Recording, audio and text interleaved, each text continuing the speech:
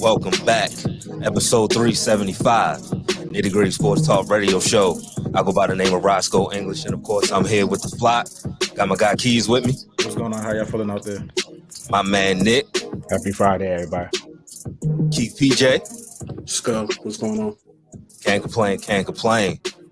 We got a special guest on with us, former Baltimore Raven, Anthony Mitchell. Mr. Mitchell, how you doing, sir? I'm good, and y'all? How y'all feeling? We doing good, Great. doing good. Yes, sir. Great. So let's get this interview going. Mr. Mitchell, tell us about your upbringing in Ohio and Georgia and what led you to football. Well, shoot, got two older brothers, man. I left Ohio, Youngstown, Ohio, probably like third grade to come live in Atlanta with my dad. And it's just something, as a kid, that's what you do. You go outside and play. That's one of the sports I excelled at. But, I did it all, football, basketball, track. Good at track and football, but, basketball wasn't my thing. But, enjoyed it. One of those things, went to the Westlake High School here in Atlanta, Georgia, where all the greats come out of. Cam Newton, Pac-Man, Sean Jones, a couple other guys that come out of there. Fox. It's a lot of people. Yeah, for sure. So talk to us about your time at Tuskegee and the impact HBCUs had on your career. And also, do you like the direction sports in general going at HBCUs? Ah, man. Well, I went to Tuskegee as a quarterback. Yeah. Wow. And I ended up playing all three.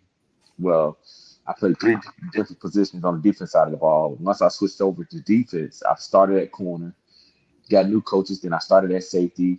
Then I switched to outside linebacker. So I ended my career at Tuskegee as an outside linebacker for 2 years. Yeah, and I think we need to do a little more, at the HBCUs. You got people complaining about it, but not willing to help out, Yeah. And so I think for me, and I'm gonna say it, and I ain't gonna bite my tongue because I'm on y'all show. We steal from ourselves. Here you at HBCU. And you got your own culture, you send your kid to a HBCU to learn, come find out the people that's on the board and higher up are taking money that's supposed to be for the kids. I mean, we only can see change when they start changing their mindset and bringing people that want to actually put back into the school as far as the president down to the boards and the trustees that's already there, that's been in place. Yes. Okay, so transition into your NFL career, what challenges did you face trying to make an NFL roster as an undrafted rookie? Well, it's just being undrafted. I mean, you coming in from a HBCU, I started, people don't realize this, but my first training camp was in Jacksonville. I led the team in tackles, I think interceptions, special team tackles, and still got cut. You got to pick. That's why I love that my son went free agent, because he got to pick and choose what team he wanted to be on.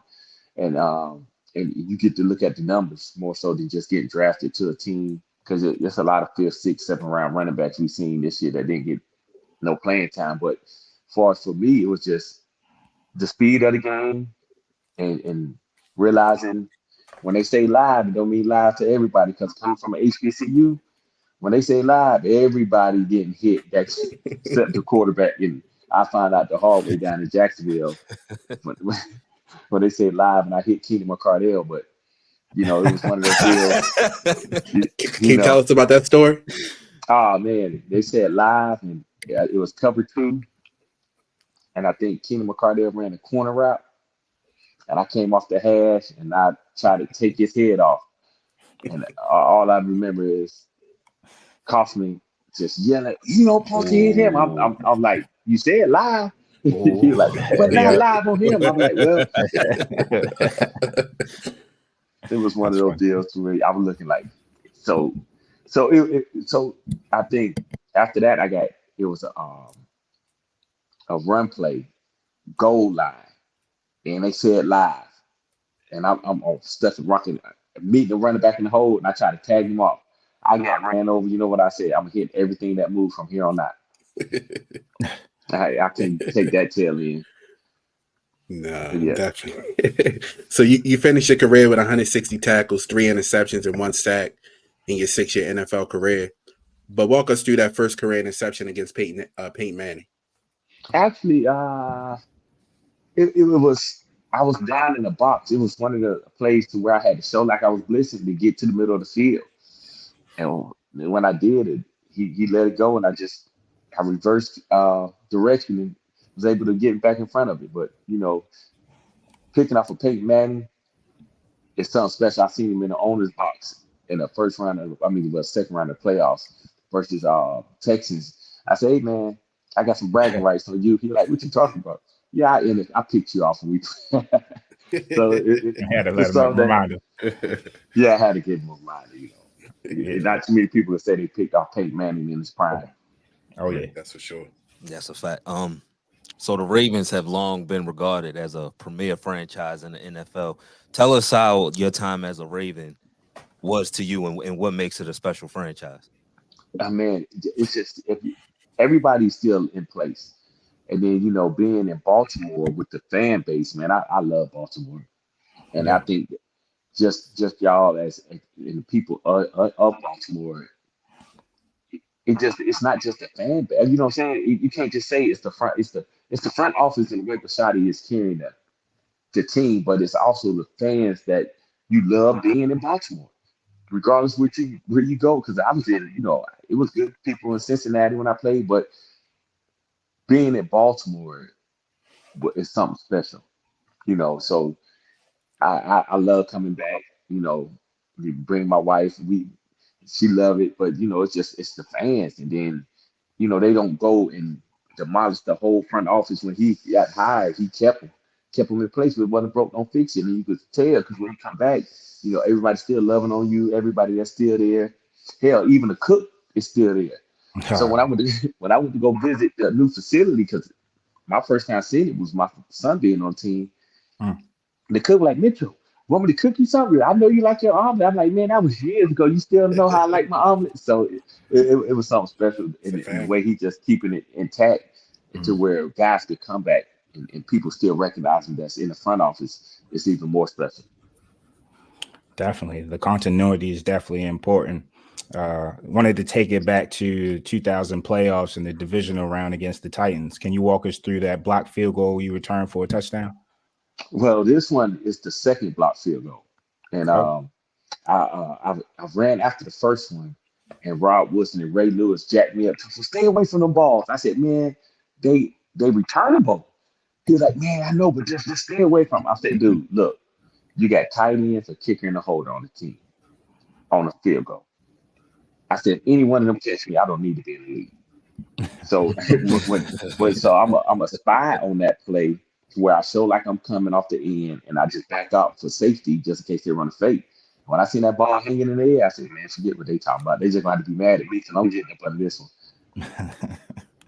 Gotcha. We had your teammate Dwayne Starks on last season. He spoke about the 2000 defense, the cohesiveness, and the veteran leadership.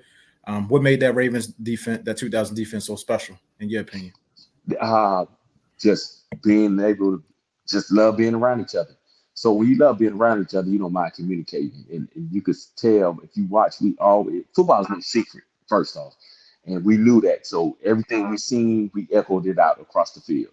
So everybody knowing what's coming.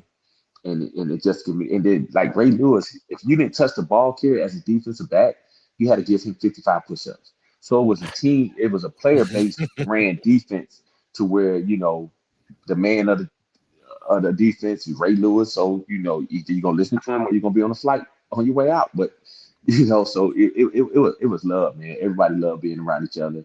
We could go anywhere and have conversations and.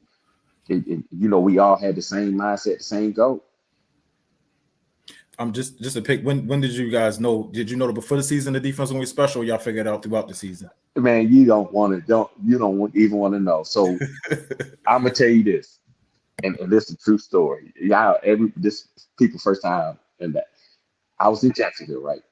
Got cut, the final cut on a Friday. Ended up in Baltimore that Sunday.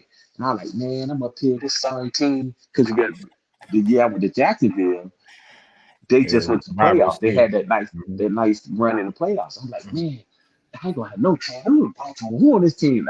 My roommate is Marcus Douglas. And I said, man, he said, what's wrong? I said, man, I was on the good team. I'm up here with these nobodies. I said, who's he's like, what? And he started naming off all these pro bowlers. I'm like, okay, then let me, but it didn't hit until, that 5 game scoreless by our offense that we were special. We knew we was good, but winning those games, most of the games when they didn't score a touchdown on offense, that put us in the category of special need. So you spoke about Rod and Ray on those block field goals. As a young player in the league, what was it like being around those guys? It's just, just watching them, trying to learn. Sometimes you get you lost for words because you really around that guy. Every time I talk to somebody, everybody asks, "You play with Ray Lewis?" I'm like, "Yeah." "You play with Rob Wilson?" "Yeah." I mean, we was all on the team together. What you think? So just being a part of that, man, is special in itself because it's always something you can carry on, a legacy, even though you're not playing. Just being around guys of that caliber and learning from them. Definitely. So how did it feel to come to that sorry team and cap it off with a Super Bowl? Man, I ate so many words, but I couldn't believe it because I didn't know. I went to being at Tuskegee. I didn't follow football far as guys like that. People don't understand my story. I majored in architecture, so me going to the NFL was my last option. I wasn't even thinking. To be honest with y'all, you can ask anybody. I didn't even want to go to the NFL when I switched to outside linebacker. Well, let me rewind my story about being at Tuskegee. When we got the new coaches, the old lineman coach used to come up to me and say, "Go to outside linebacker, you'll go to the league." I'm like, man, whatever. And that's all he'd say to me every day. He said, "Go to outside linebacker, you go to the league." So I leave practice. I was coming to practice late because of my architecture classes. And the coach said, "Mitchell, you gotta find you gotta find another major, man. We paying for you to be here. You come listen half the practices." And I like, man, so I got my minor in construction science management. And so I got benched at safety. So y'all hearing the true everything. I got benched at the safety position. And I'm on the bench and a team driving down and it's first and goal on the one. Our head coach throw down his head says, "I need me an outside linebacker." I said, "Man, I play. I got time to sit in the bench. I didn't care where I was at." And he threw me in there. Next thing you know, went from first and goal to fourth and goal. From 14, I made every play. And when I was dropped off on the sideline, the old lineman coach walked into me and said, "Now watch, you finna go to the league." And funny story is, the Baltimore Ravens were the first NFL team to come see me. Yeah. Wow. Yeah, man. So fast forward to 2023, your son Keaton, he's in a similar position as you once were going undrafted, and you talked a little bit about it earlier, but talk to us about more of that process and what were the key things that led him to the Baltimore Ravens and choosing us as the team he wanted to sign with. Well, we sitting there during the draft getting calls, and I thought he was gonna go a little early. I mean, J2, J3. Um, but after round 5, I was like, man, I hope he go free agent. He get the pick because after round 5, dude, 6 or 7, you cut. So I'm like, I hope he go free agent. And then he went up in this room. I know he was a little upset, but the Ravens called me, the Jets called me because we got guys from the Jets that's former Ravens. And they was like, hey, I said, well, y'all got to make it make sense because y'all just drafted the 5th round. And John called me for the Ravens. He was like, hey, we're gonna take care of your boy. I said, well, let me. He said, we're gonna keep 4 on the roster. We only got 3, and your son gonna be our priority free agent coming in at the running back position. And we explored the other teams: Buffalo, San Fran, Pittsburgh, and the Jets was. I love my guy at the Jets, but you already had 2 running backs. So looking at the roster, his agent did a great job. Christian Gantz, I got to give him a shout out. I mean, he did a great job with sending us the depth chart of every team in the NFL at the running back position, and it just made sense. And people think, you made him go there because I didn't make him do nothing. It was in front of us. We weighed the pros and cons, and the Ravens was the best fit. And the good thing about that, when I was telling him, I said, you know, they're gonna give you opportunity. And I said, but the way you gonna get on that field is special team. I said, but they're gonna give you opportunity at your position, but make sure you take that special team serious. And that's what he did. I mean, it was a great fit for him. And to piggyback off of that, when he the success he had, you know, how great was that watching it? And did you guys, you know, y'all, this is what you guys expected from him to take off like that when he did? I'm gonna tell you what. If you were to go back to the Seattle game, after his second period, I said he's gonna have a day. Mm-hmm. He's the one. And when you go back and watch the clips of the Seattle game, he got him and shook his head. He was telling everybody, y'all finna see something because I got a feel for it now. And I was sitting at home and I said, this dude finna go off. And people was calling me. I said, you see, they call me after every kid. I said, he finna break one. He gonna break it. He finna take one to the house. I said, he feeling it and he making it too easy for himself right now. And that's what he do. You know, just like I hated for him in the Jacksonville game. He probably finna have 200 against Jacksonville. Yeah, he could have. Yeah, because he was getting in the flow and he started feeling it. That When he burst. get in the flow like that, man, he becomes unstoppable. Yeah, he's always played running back his whole career. Man, I'm gonna tell y'all what, y'all hit me up. Give me another time. I'm gonna have his clippings. When I tell you he looked the exact same since he was down there 10, 11-year-old running back. I got some clippings, but yeah, man, he been doing that for a minute. You know, as he got older, you know, he was on the smaller side, you know, in parking wreck, but he'll break. And you got the bigger kids that have, you know, make a play on him or running down because they was bigger, faster at the time. But as he got older, them rundowns became home run hitters, and I just he's been like that. I mean, you could watch it, the little clippings. I said, I just been waiting for y'all to see it. Definitely. So, I mean, we can't wait to add Keaton back to the running back rotation next season. How's he recovering post-injury thus far? Man, he doing good. His mindset good. You know, a little stiff in the knee, which is going to be because of the swelling, but he's back to it. He's already rehabbing. So, hey, I'm looking forward to him get back out there as well. Definitely. I like the little combo they had. Everybody was. I liked his 9-10 carries a game. As long as he kept doing what he was doing, it was all right with me. You know. But as he go, he gonna progress and get better. Definitely. We definitely missed him in the AFC Championship, man, because I feel like he was our secret weapon this season, and it was like we got teased with him. We can't wait. We can't wait to see him next season for sure. Yeah, I missed him too, but I was telling people Dalvin Cook was gonna be the savior, Man. and he didn't play. I was like, oh man. I told him, I said Dalvin Cook's gonna go off. Because he got to prove, he got something to prove. But we didn't get to see him, so I mean, hey, we had the same sentiments, man. I thought he was gonna have a good playoff run because you know he's trying to. Damn, I was about to throw a shot. I was going to end this with a shot. Hurry up and get back on, Mr. Mitchell.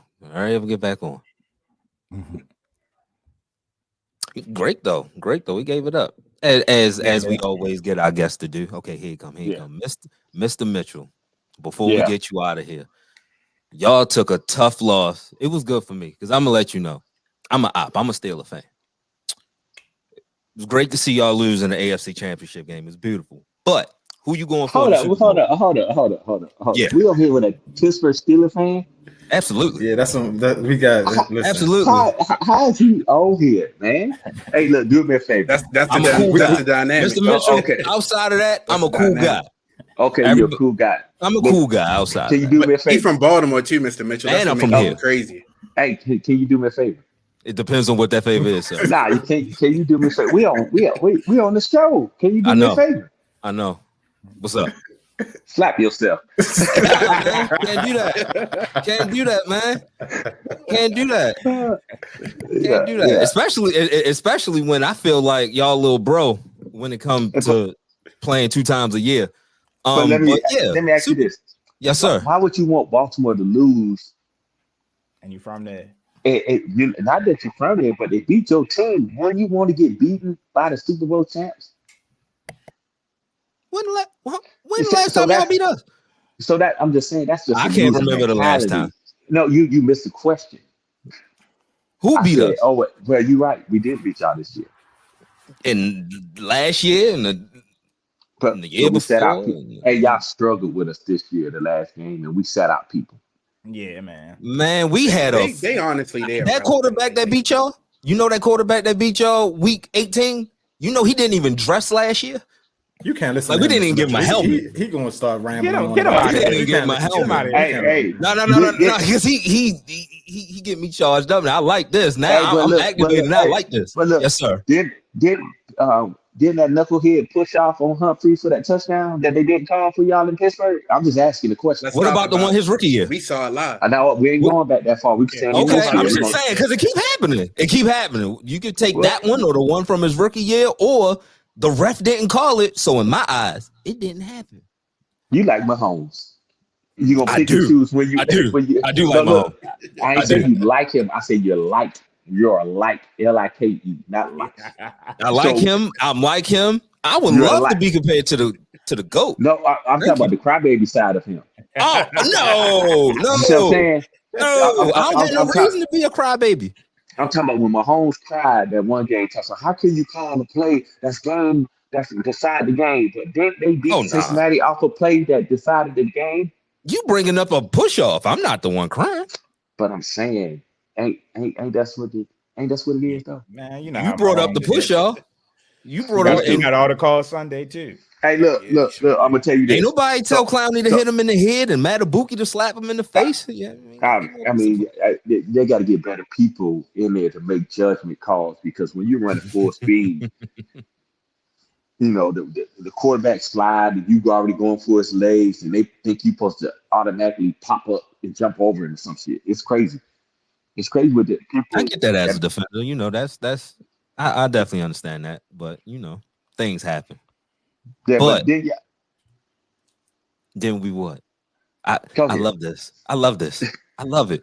Hey, you know, I got family members that's Pittsburgh fan because you know I'm originally from Youngstown. So I'm gonna tell you this. All right. So who did you root for growing up? Who was it? I was a Cleveland fan. Oh God. And Green Bay. God. Yeah, Cleveland and Green Bay. But what I'm saying is my family came to the game when we played Pittsburgh. All of them was Steelers down. They thought I was from, hey, I cussed them out and said, y'all never get another ticket ever again in y'all life. And guess what they watch the game at from here on out? And they comfortable. I bet you they comfortable. They comfortable. Ain't that ain't no thing. They ain't no thing. Comfortable. It is when you call it to come to the game. Yeah, right. Well, you know, we all want hookups, right? But you know, the hookups don't come through. We good. But Pittsburgh fan. Yeah, man. Yeah. Through and through. You know we're gonna beat y'all twice next year, though. Man, you know how much we say it all the time. Come on, man. Come on. It's their Super Bowl beating us, man. You just gotta let them. I don't understand how it's our Super Bowl when we keep doing it. It's nothing. It don't matter who y'all put out there, who we put out there. It don't matter. Mike T already said what y'all gonna do in the fourth quarter. You gonna piss down your leg. All right, Scar. Hey, Mr. Mitchell, before we get you out of here, who you got in the Super Bowl? Who I got? I like San Fran. Is that because of obvious reasons? So what were you saying about your 49ers pick? I just want to see somebody new. I want Christian McCaffrey to win one. Yeah, for sure. He deserved it. For sure. Cement his career at this point. Yeah. They don't got nothing to do with Kansas City. I don't care if who really wins, but I would like to see San Fran win one. For sure. Figured that. Who y'all got? Oh, I never bet against Patty. Yeah. Not unless Tom Brady on the other side. And last time I checked, he retired. I don't think it's gonna be the weakness of Kansas City is they're gonna run the ball more. Mm-hmm. The strength of Kansas City was their DBs. I mean, they got all pro. And I don't want to speak on it, but to where run the ball, and Chris McCaffrey gonna run the ball. Kyle Shanahan gonna make sure they run They the was ball. they was down 17.5 the other day and came out still running the ball. So Hey, there's no doubt about that. They're gonna stick to the gameplay. I posted on my Facebook. Why people keep saying that the running back position is devalued, and I'm gonna speak on it a little bit because at the running back position you got special backs. At the quarterback position you got special quarterback. At every position you got special guys. You can't say they come a dime a dozen because wide receivers come a dime a dozen. It's a skill. So quit devaluing them and saying that I could say this. I think I've seen more Super Bowls run with the run game than the passing game. For sure. That's a fact. That is a fact. The playoffs, everything slows down, and that's when you have to get the ball to the running backs and play good defense. Right. Simple as and that. even so then, there's no quarterback in the league that just drop back passing and don't have a run game behind him. Patrick Mahomes, both of his Super Bowls. Hey, Pachenko, the last one. Pachenko was getting in there. Yeah, he's a big reason why they won the last one. Mm-hmm. He's gonna be a reason why they win this one too. I don't think they're gonna beat. I don't think they're gonna. You can run on San Francisco. Francisco. So you can, but you can run on Kansas City too. Vice versa. Yeah. Yeah, versus. Well, y'all. Kyle is gonna run the ball. Kyle not gonna shy away from it. Everybody knew that, but y'all. Hey, you trying to pull this out? I see what you're doing. You're trying to bait us and talking about it. See, man, I'm pretty good. I'm pretty good, man. I'm pretty good for 4 years. I'm pretty good. But I can't say, we should have ran the ball more. That's all I'm gonna give you. That's all I need. That's all I need. That's all I need. Marion Meth. That's all I need. Marion Meth. That's all I need. I mean, everybody know that. I mean, yeah, you got to. You're the number one running offense in the NFL. Everybody but Lamont with the quarterback that is the best ever at doing it. So yeah. So people got to understand. I'm gonna say this: when you go up against Patrick Mahomes, the only way you're gonna beat him is don't try to compete against him. Mm-hmm. Patrick Mahomes is a competitor. What people don't understand is he's a competitor. A competitor wants to W by any means necessary. He'll check it down 20 pounds if he has to. Patrick Mahomes will walk away with the game throwing the ball 5 times if it means he's gonna have a W on the end of the day. He's not gonna change who we are. The only thing he's gonna change is if the pass game ain't working, let's run the ball. And if that's working, let's run until the wheels fall off. And that's what people gotta understand. When you compete against and play against Patrick Mahomes, you gotta stay within yourself. Don't get into no pissing contest and think people need to outperform him when you need to just because he's trying to beat your team. People going to get up against Patrick Mahomes to outperform him. He don't care. He'll have 150 yards at the end of the day. As long as that W is on his side of the scoreboard, that's all he care about. That's all he care about. That's really what he got all the money he needs. That's a fact. That's a fact. Hey, so what else you gonna tell him? When he need to pass for what to get more money? This dude, man, please. It's all about winning them putting them W's more in the W column than the L column. Hey, I respect him. He's trying to be in Brady's air, man. He's trying to be in Brady's air. He's doing it the right way. He ain't gonna have no scam. He ain't gonna have no scammers up under him though. Yeah, he chasing that ghost. Hey, Brady, the first one I get Brady. How many he got? 5? Who Brady? 7. He got 7. So I mean, he got 5. You think he got 5 in him? Yeah, the first one he shouldn't have been there. That's why they came out with the tuck rule. Then you got the inflation. So you got to take away those. You got to take away some of those stuff. Oh, I got what you saying now. I respect it. Hey, I respect it. We got a common enemy in him. Yeah. Right. He earned 5, but you got to take away the ones they gave him to him. How you gonna say it? Come on, man. Listen, I'm with you. and being up 28-3, that was crazy too. Being down 28-3, that was crazy too. I mean, Russell Wilson, and that's what I tell people when you become. We ain't sugarcoating no name. Hey, you got Marshawn Lynch. I don't care what you're doing. If it's on the 1 yard line, what were we just talking about? Run. Yeah, run the ball. I seen a lot of quarterbacks, mess up, turn around, hand the ball, and quit trying to be the hero. Matt Ryan, They want You seen it it would. Come on, Matt Ryan. You got your run game working. for sure. But hey, we'll be there. Yeah, definitely. Appreciate you, man, so much. Mr. Mitchell, we appreciate you coming on with us this evening. Wish your son the best of luck on his recovery, and Yes, sir. hopefully we can talk to you again later down the line. Yeah, after you slap yourself. Hey, you know what? I'm COE for everything. If you want me to slap myself to come back on, you got to beat us first. But if you beat us, then I'll do it. I guess I won't be slapped. Yeah. You got a Ravens jersey yet? Who? Hoover. Me? We working on it. We working on Me? it. Hoover. Nuts. Man, be a cold day in hell before I wear one of them, man. No, it's gonna be a bet in hell that you're gonna have to wear one. Okay. How many you need to win? I just want to see y'all beat us. I just want to see it. So when we beat y'all, you got to wear the jersey. If y'all beat us Monday. No. You ain't gonna let you dictate it. No. I'll wear the jersey, but you got to come back on. No, I'm gonna come back on. And you can see me wear that jersey. Listen to me. You adding extra to it. And no, you got to wear that jersey. If we beat you the first game, okay, you got to wear that jersey every day to the second game. How about that? Every show to the second game? Whose Super Bowl is it for real? Every show. I like it. That is crazy. I like it a lot. No, that's crazy. You know what? You know what? You so confident, Go. Should be. You know what? Got you. That's easy work. I'll do it. That's easy work, right? I'll do it. I'll do it. Matter of fact, send me one of yours. I'll wear yours. Send me one of yours. All right, we gonna get you. We gonna set that up. We gonna set it up.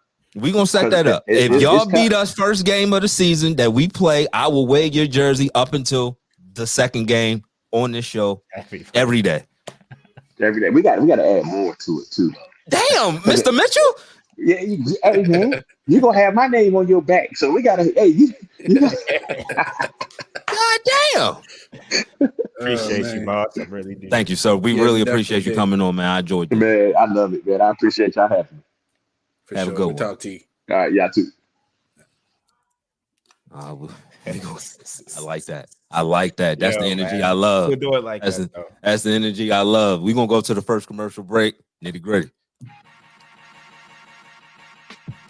Hey, yo, Nitty Gritty Sports Talk is now on YouTube. Make sure you like, comment, and subscribe. And while you at it, follow us on Twitter and Instagram. Name the same across all platforms. Nitty Gritty Sports Talk. 3 Ravens and a Steeler. Now let's get back to the show. Yo, Anthony Mitchell, I love the fact that you came on and gave it up the way that you did, sir. For sure. I appreciate it. For sure. I'm a man of my word. First game, whenever that happens, if hopefully it's at the end of the year where it's one of them ones where we play 1 week, skip a week, and then it's the next, so I only gotta wear the jersey once. But I'll wear the jersey.